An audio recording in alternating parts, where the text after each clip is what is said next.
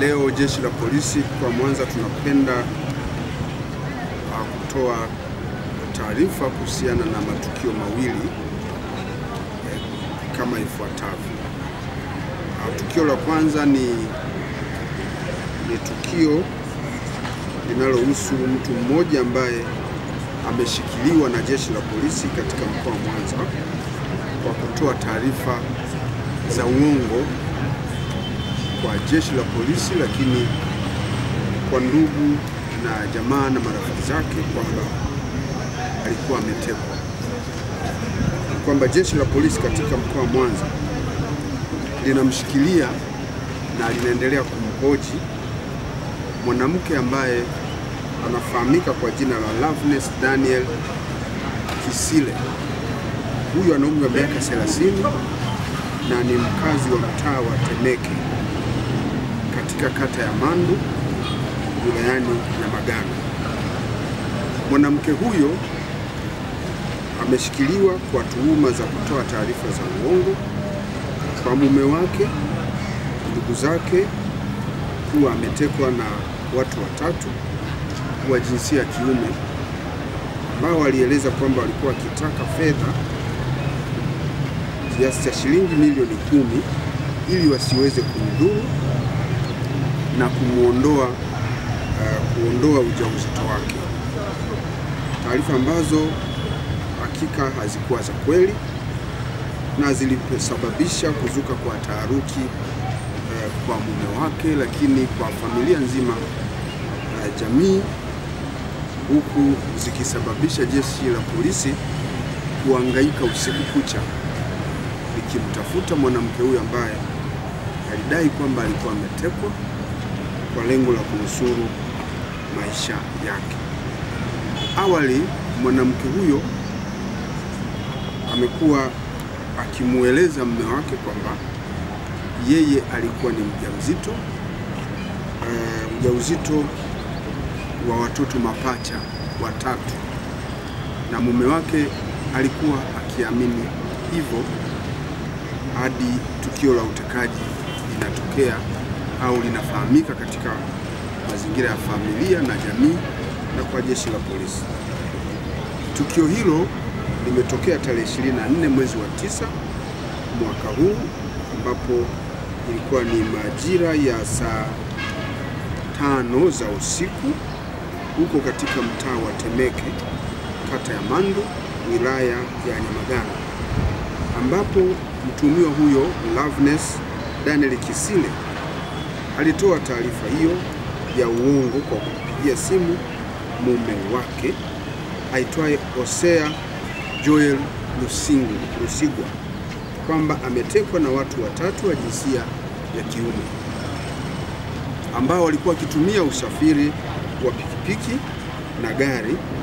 na alidai kwamba namba za pikipiki na gari hakuweza kufahamu usajili wake. Alidai kuwa watu hao ambao walimkamata kwa nguvu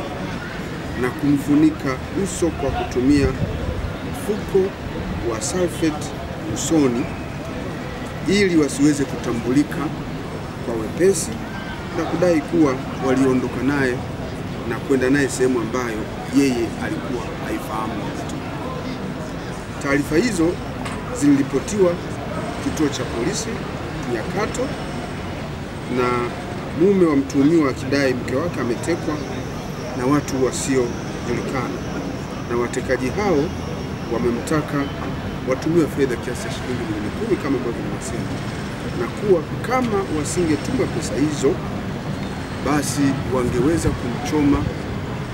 madawa au sindano yenye madawa ambayo ingeweza kumtoa mimba baada ya muda mfupi. Baada ya kudai kwamba alikuwa anaambiwa hivyo nao watekaji, alimjulisha mume wake kwa njia ya simu kwamba mume wake afanye haraka aweze kutuma kiasi hicho cha fedha.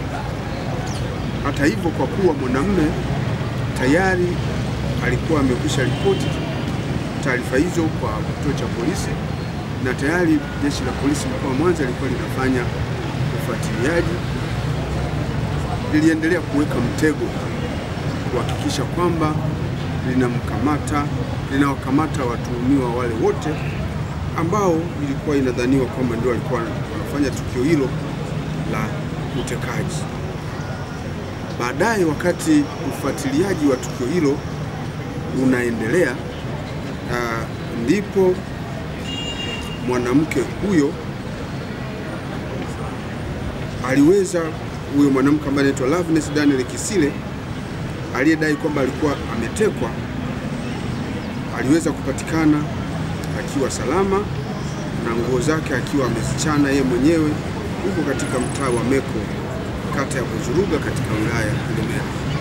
Uchunguzi wa jeshi la polisi ulikuwa unaendelea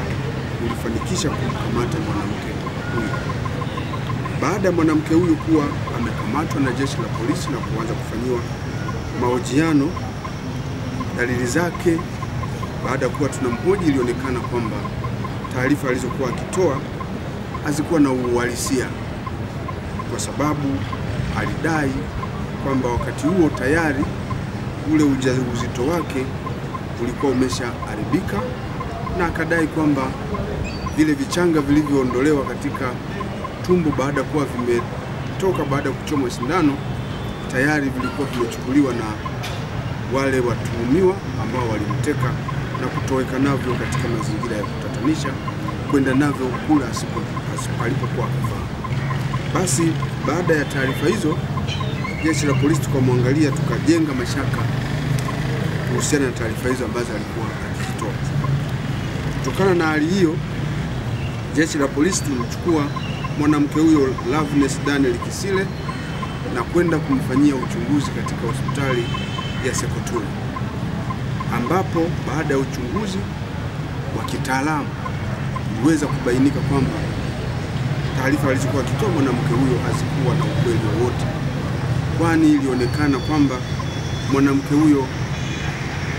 hakuwa na ujauzito kama alivyodai. Lakini baada ya kuendelea kumhoji zaidi, mwanamke huyo aliamua kukiri yeye mwenyewe kwa kueleza kwamba taarifa alizotoa kwamba alikuwa ametekwa na watu wasiofahamika waliokuwa wakitumia pikipiki na gari, kwamba taarifa hizo alizikuwa na ukweli wowote.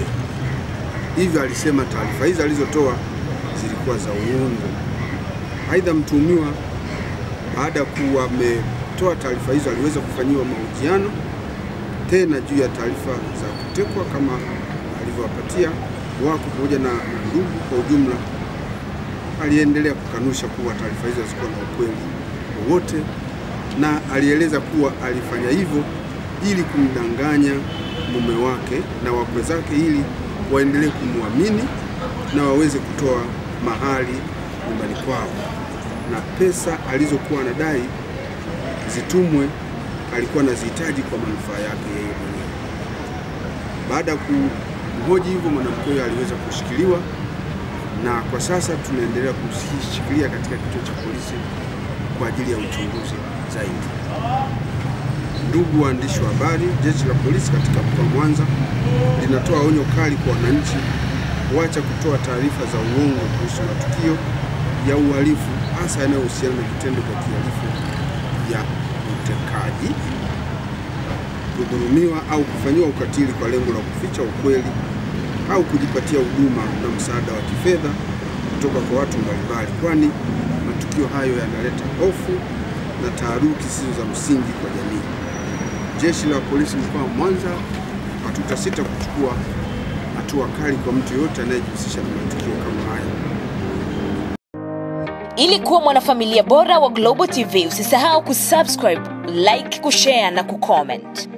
Baada ya kusubscribe, bonyeza alama ya kengele ili kupata taarifa kwa kila video inayopanda Global TV Online.